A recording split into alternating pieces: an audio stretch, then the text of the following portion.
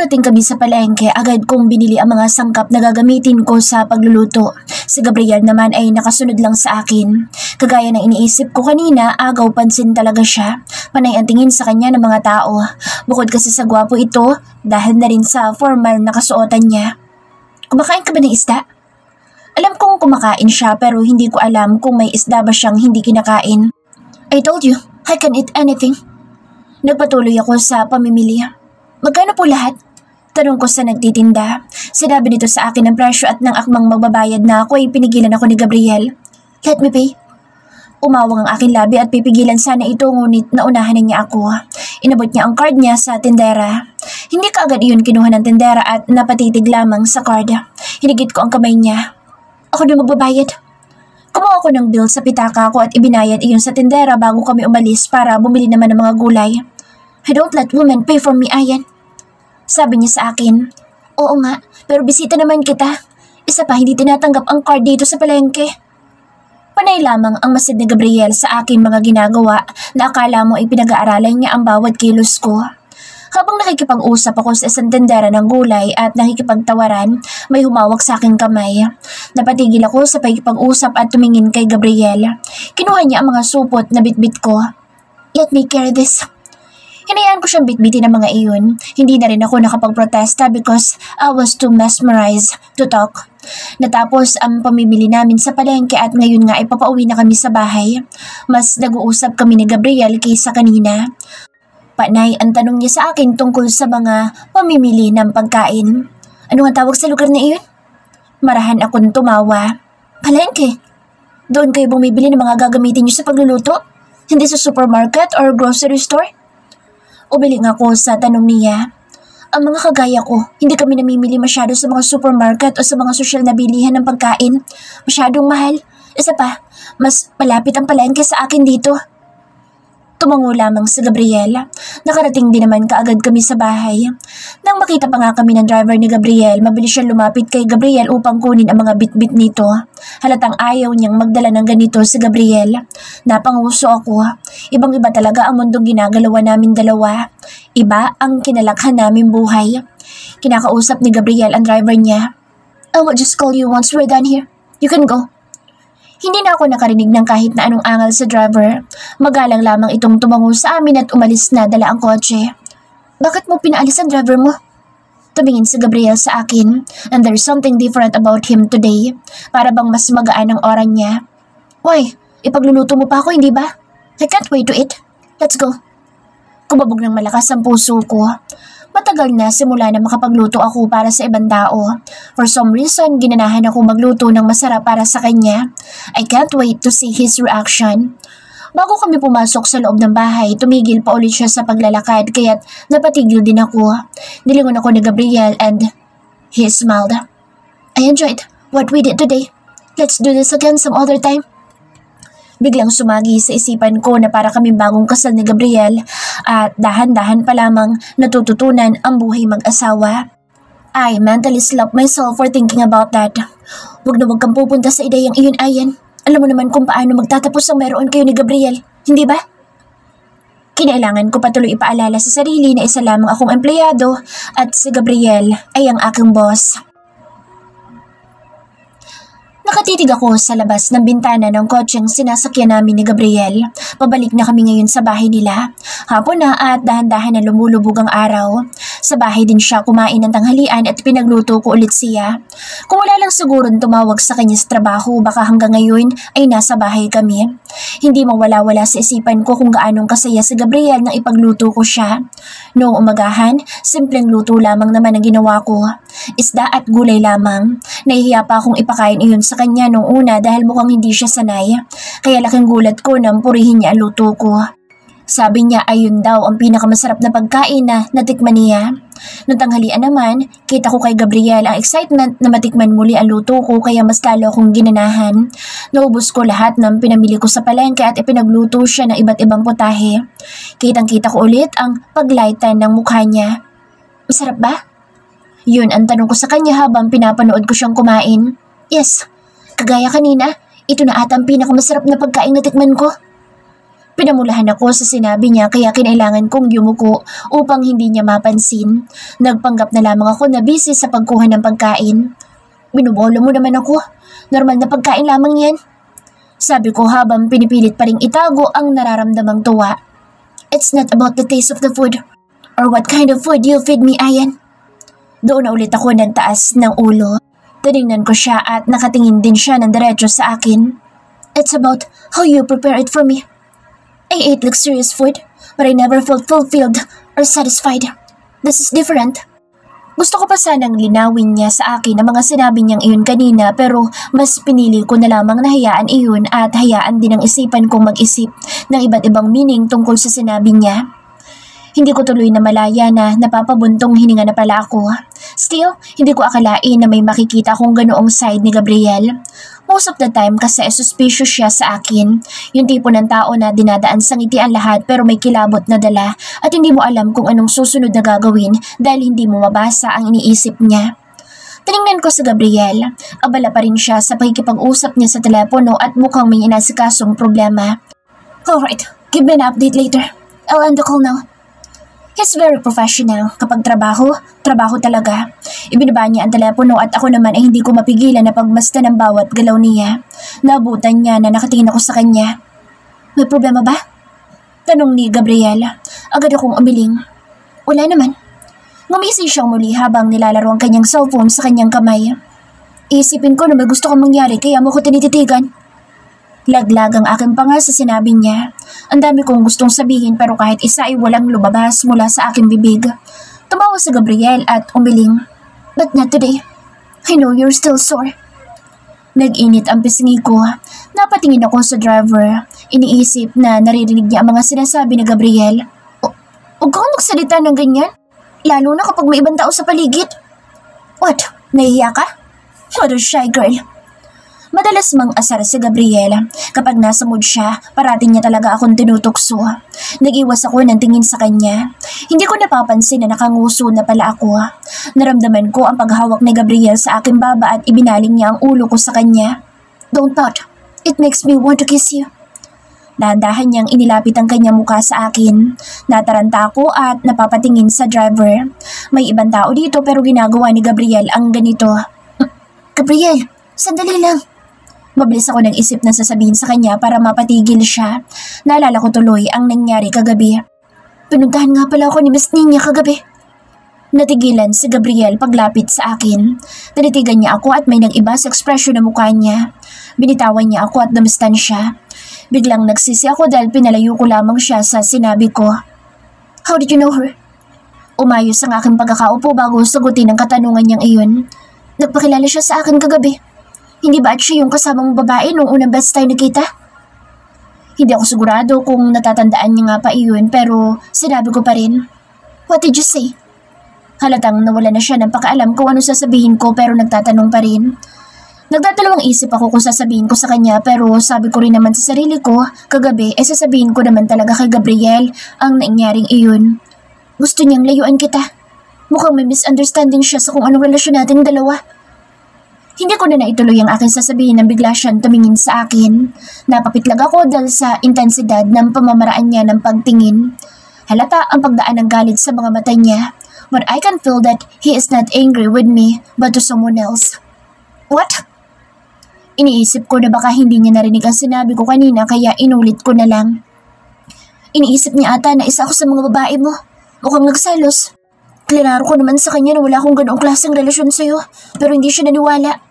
She also offered me money just to stay away from you. Umigting ang panga ni Gabriel at itago man niya, alam kong galit siya. Did you accept the money? He asked those words so coldly. Nanginig ako at naramdaman ang lamig ng boses niya. Umiling ako. Hindi. Bumagsak ang kanyang balikat at napabuntong hininga. Good. Don't talk to her again. Tumungo ako sa kanya. Natahimik kami matapos iyon at nararamdaman ko na may tensyon sa ere. May gusto pa akong itanong pero nagdadalawang isip na. Tama bang magtanong ako sa kanya tungkol kay Nina, lalo na at pribadong buhay niya iyon? Ayoko na sanang manghimasok ngunit kahit anong kumbinsi ko sa sarili, may nagtutulak sa akin na itanong kung anong nasa isipan ko. Anong relasyon ang meron kayo ni Nina? Mabilis na nagbago ang mood ni Gabriel. Kung gaano siya ka-carefree kanina, bigla iyong nawala ngayon. Malamig niya akong tiningnan bago nag-iwas ng tingin. Non, tapid ditong sagot. Really? I should stop asking him pero hindi ko mapigilan ang sarili. Oo. No, stop asking. No personal question next time. Napakagat ako sa aking labi. Alam ko na mali ako doon. Dapat ay sinusunod ko ang instinct ko at hindi na nagtanong pa. Sorry. Nag-iwas na din ako ng tingin at tumanaw na lamang sa labas ng sasakyan. Nasira ang maayos na maghapon namin dahil lamang sa isang tanong ko. I was just curious who was Ninya sa buhay niya dahil mukhang malapit sila sa isa't isa. Naninikip ang dibdib ko at alam ko naman kung bakit. Mabigat ang nararamdaman ko dahil hindi na ulit kami nag-usap at pakiramdam ko'y galit si Gabriel sa akin. Masyado ata akong nasanay na pinapamper niya ako parati, kaya ngayon na ganito siya ay naninibago ako at hindi ko gusto ang nararamdaman ko. Nakarating kami sa bahay. Hindi na ako naghintay ng kahit na sinong magbubukas pa ng pinto ko. Lumabas na kaagad ako at naglakad papunta ng front door. Mauna ka na sa loob. Nilingon ko sa Gabriel matapos niyang sabihin iyon. Nakatayo lang siya sa gilid ng kotse. May kailangan lang akong puntahan. Gusto kong itanong kung saan pero pinigilan ko ang sarili. Baka mangyari na naman iyong nangyari kanina. Wala naman ako sa posisyon kung saan ay pwede ako magbato ng tanong sa kanya o pigilan siya sa pag-alis niya. Tumango lang ako sa kanya. Lumapit ang driver ni Gabriel sa kanya at ibinigay ang susi ng kotse. Mag-isa lang siyang aalis. Sir, naghihintay na daw po sa miss niya sa inyo. Nalaki ang aking mga mata nang marinig ko iyon. Sa niya ba ang pupuntahan niya? Ang dami kong gustong sabihin. Ang daming katanungan na kailangan ko ng kasagutan pero ikinuyom ko na lamang ang aking kamay at hindi na nagsalita pa. Alam ko naman na wala ako sa posisyon na questionin siya. Mag-ingat ka. Tumingin lang sa akin si Gabriel pero nakayuko na ako kaya hindi na nagtama ang mga mata namin dalawa. Tumalikod na ako bago pa siya makaalis o makapagsalita. Naglakad na akong papasok ng bahay. Sinalubong ako ni Christine nang makita niya ako. Welcome back, Miss Ayan. Ngumiti siya sa akin pero isang pilit na ngiti lamang ang kaya kong ibigay sa kanya. Napansin niya ang naging expression ko kaya't mabilis ding naglaho ang kanyang ngiti. Sa loob na maikling panahon ay naging malapit kami ni Christine sa isa't isa. Siya din ang madalas kong kausap dito sa bahay, lalo at mailap sa akin si Manang Dottie. May problema ba? Tanong ni Christine sa akin. Hindi ko ba alam pero nang tanungin ako ni Christine ay lalo lamang bumigat ang nararamdaman ko at para bang gusto kong umiyak. Yet, my tears did not fall. Simula na lumabas ata ako ng kulungan, madalang na akong umiyak. Masyadong mabigat ang mga napagdaanan ko doon kumpara ngayon para iyakan ko ang simpleng pagbigat ng nararamdaman ko. Okay lang ako. Pagsasinungaling ko, sinilip niya ang mukha ko at kumunot ang noo niya. Alam ko na hindi. Hindi ganyan ang Ayan na nakilala ko. Anong gumugulo sa isipan mo? Nagtaas ako ng tingin kay Christine. Napansin ko ang pag-aalala sa mukha niya. Para talaga siyang nakatatandang kapatid ko kung umakto. Nabanggit niya nga sa akin noon na may nakababata siyang kapatid na malayo sa kanya ngayon. Dahil mas bata ako sa kanya, nakikita niya ako bilang nakababatang kapatid din. Huminga ako ng malalim. Tungkol kay Gabriel. Mukhang na-offend ko siya. Tumingin siya sa paligid matapos na sinabi ko. Siguro ay dahil ayaw niyang may ibang makarinig ng sasabihin ko. Gusto mo bang magpahinga ka muna? Sasamahin kita sa kwarto mo. Pumayag ako sa sinabi niya. Gusto ko na rin makapaglinis muli ng katawan. Naglinis ako ng katawan. I soaked myself in the bath at kahit papaano ay napakalma nito ang nararamdaman ko. Paglabas ko, nakahanda na ang lahat ng kailangan ko. Naririto pa rin si Christine at pinagsisilbihan ako. Matapos kong makapagbihis, naupo ako sa may vanity table at pumunta naman si Christine sa likod ko upang suklayan ang buhok ko. Hindi ko na napigilan na sabihin sa kanya ang nangyari. Sabis niya ang punot dulo ng pagtatalo niyo? Napabuntong hininga ako. Hindi ko masasabi kung nagtalo nga ba kami. Ganoon pa man, ang bigat pa rin ang nararamdaman ko. Tiningnan ko si Christine sa salamin bago magtanong sa kanya. Kilala mo ba si Ninya, Christine? Napairap si Christine sa aking katanungan. Oo, kilala namin yan. Isa sa mga investors na mga Lord Isabel ang pamilya ni Miss Ninya. Bukod pa doon, family friend. Sa pagkakaalam ko, bago pa ako dumating dito ay magkakilala na sila ni Sir Gabriel. May pait akong naramdaman sa sinabi niya at nanuyo ang lalamunan ko. Kaya pala sinabi ni Ninya sa akin na lubos niyang kilala si Gabriel. Alam ko din ay pinagkasundo sila ng mga pamilya nila.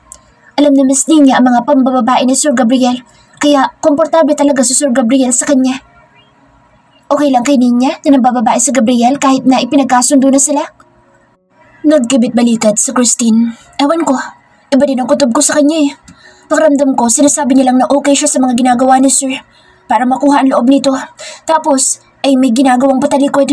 Kaya ayan, kung alam na Miss Nina ang tungkol sa inyo ni Sir Gabriel, kailangan mo mag-ingat. Hindi lang kay Miss Nina, kung hindi sa lahat ng babae ni Sir Gabriel. Nanatili akong tahimik.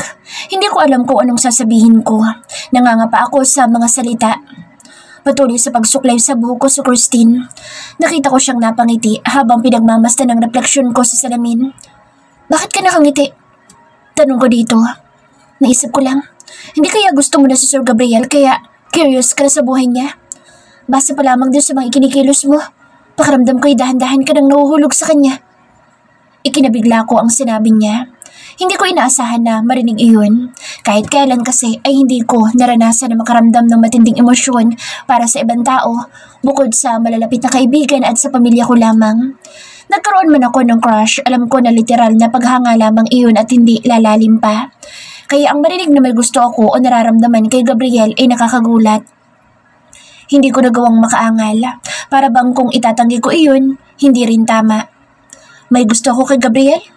Totoo nga kayang nahuhulog na ako sa kanya. Ayokong aminin but at the same time, parang isang sampal sa akin kung patuloy kong itatanggi. Halata ba masyado? Lalong lumawak ang ngiti ni Kristen sa akin. Hindi naman. Siguro dahil madalas lang tayo magkasama at mag-uusap kaya nahalata ko. Huwag kang mag-alala. Huminga ako ng malalim. Ayokong mahulog sa kanya. Lalo na at may usapan kaming dalawa. Hindi ako pwedeng ma-attach kay Gabriel dahil aalis din ako sa buhay niya at ganoon din siya sa akin. Bumagsak ang expression ni Christine. Hindi ko alam kung anong usapan ninyong dalawa ni Sir pero kung hindi ka pa handa, okay lang naman na huwag mo munang sabihin. Lalo na kay Sir. Hindi iyan pumapasok sa relasyon. Mas maganda siguro na mag-expect na tayo ng hindi maganda kaysa ang umasa at masaktan. May point naman talaga doon si Christine. Hindi ko lang inaasahan na mahuhulog ako kay Gabriel. Tinapit niya ang balikat ko. Pero kung sakaling maisip mo na i-pursue ang nararamdaman mo at umamin ka sa kanya, susuportahan kita. Laban lang ayan. Nagtaas ako ng tingin sa kanya.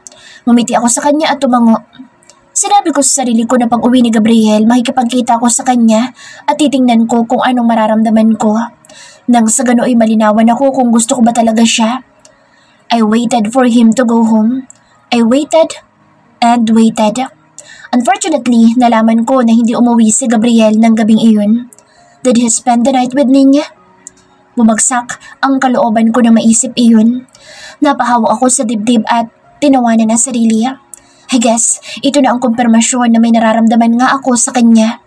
Nagsiselos ako na may kasama siyang ibang babae ngayon. Nahiga ako sa kama at pinilit na lamang na matulog kahit na pakiramdam ko ay nalulunod ako sa bigat ng pakiramdam.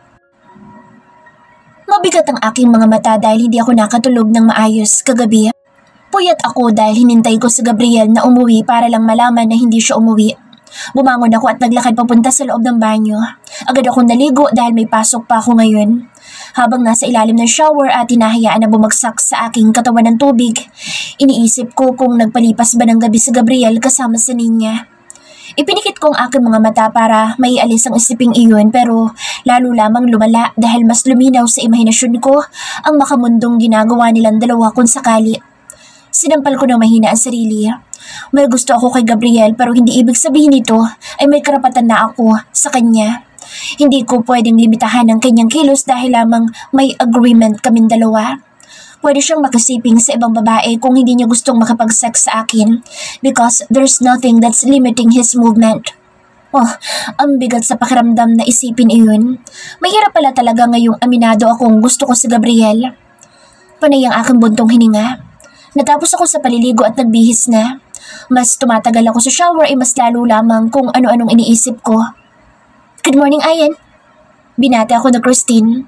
Inaayos niya na ang mga gamit sa vanity table para maayusan ako. Hindi naman ako nagpapalagay ng makeup pero hilig ni Christine na suklayan ang buhok ko at minsan ay iayos iyon sa isang ponytail. Anong gusto mong gawin sa buhok mo ngayon? Nag-isip ako, ganoon pa man wala talaga ako sa mood. Lugay na lang, sabi ko. Napansin siguro ni Christine ang kawalan ko ng gana. Alam niya din ang dahilan. Siya nagbalita sa akin na hindi umuwi si Gabriel kagabi. Alam ko na mabigat ang nararamdaman mo, sabi niya habang marahan na sinusuklay ang buhok ko. Basta kung kailangan mo ng kausap, nandito lang ako. Ngumiti ako kay Christine sa salamin. Tumango ako sa kanya. Natapos siya sa pag-aayos ko. Light breakfast lang ang kinain ko dahil wala akong gana. Paglabas ko ng pinto ng bahay, saktong pagdating ng sasakyan ni Gabriel. Natigil ako sa paglalakad at napatingin doon. Inabangan ko ang paglabas niya. Para bang may kung ano sa aking kalooban ang nabuhay na makita ko siya lumabas ng pinto. Bubuka na sana ang aking bibig para tawagin siya nang may bumaba din mula sa passenger seat. Nang makita ko kung sino nandoon ay natigilan ako. Napatitig ako sa babaeng bumaba ng kotse ni Gabriel. Hindi ako maaaring magkamali na si Ninya iyon. Naglakad na si Gabriel papalapit sa bahay at ganoon din si Ninya. Para bang kay hirap lumunok nang makita ko silang magkasama. Ngayon ay tila wala na ako excuse para ibaliwala ang mga iniisip kong magkasama nga sila buong gabi. Nag-iwas na lamang ako ng tingin at nagpanggap na nagmamadaling pumunta sa kotse na nag-aabang sa akin. Ayan. Ayoko man tumigil, ginawa ko pa rin. Hindi ko na nga lang nagawan tumingin pa sa kanila. Are you going to school? Tumango lamang ako bilang sagot sa kanya. Bakit ba hindi ko magawang makapagsalita? Did you eat breakfast? Tumango ulit ako. Matapos kong gawin iyon, tipid akong yumuko sa kanila para ipakita ang pagpapaalam ko at lumapit na kay Marvin na naghihintay sa akin. Tara na, sabi ko sa kanya. Tumas ang isang kilay ni Marvin na magtama ang paningin namin bago siya tumingin sa direksyon ni Gabriel. Marahan siyang humalakhak bago umiling. Pinagbuksan niya ako ng pinto at pumasok agad ako. Hanggang noong umalis kami ng bahay ay hindi ko na nagawang tingnan pa si na Gabriel. What did I do? Mali ang ginawa ko. Wala ako sa posisyon na magtampo dahil hindi siya umuwi ng bahay at mas lalong wala ako sa lugar na hindi siya pansinin. Empleyado ka, Ayan. Ilang beses ko bang dapat na ipaalala iyan sa iyo? Bumagsak ang balikat ko at napabuntong hininga ako dahil sa mga iniisip. Hindi ko na malayan na nakatingin na pala sa akin sina Marvin at ang driver sa rearview mirror. Ang bigat ng buntong hininga mo. Anong problema?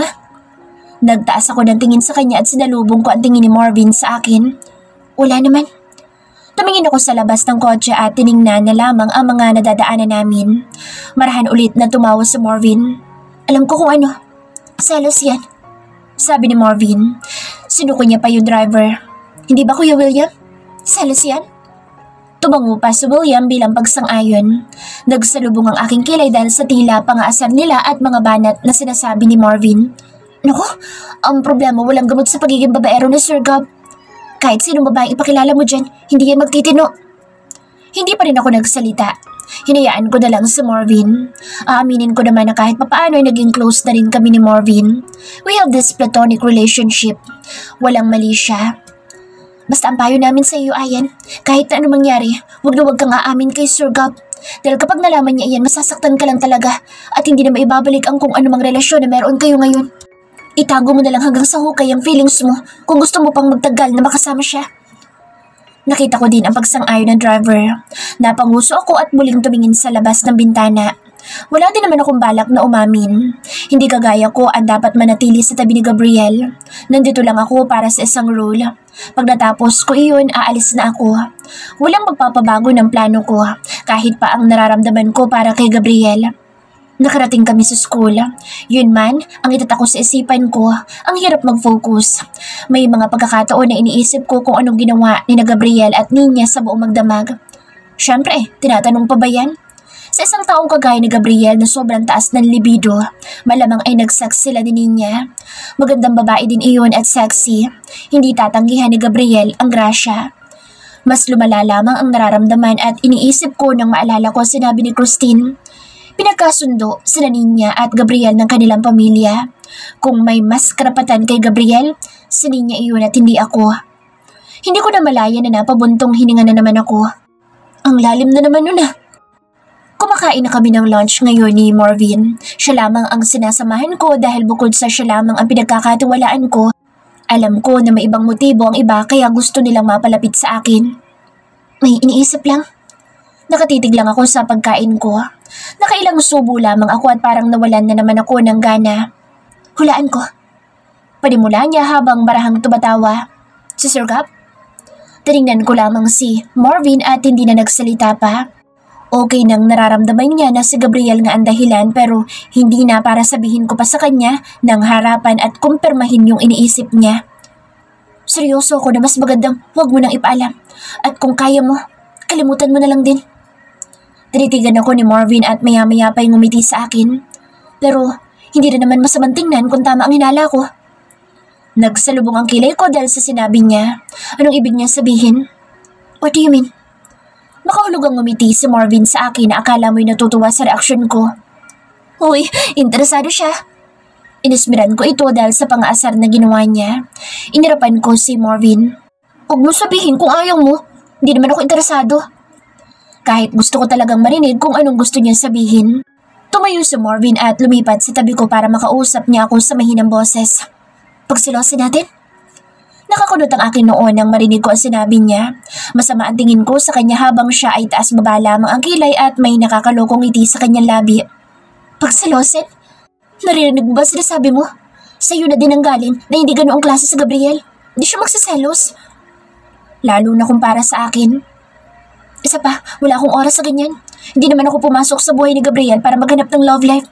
Magfo-focus na ako sa pag-aaral. Tumawa na naman si Marvin, kaya lalong sumama ang tingin ko sa kanya. Malay mo naman magselos. Ikaw din.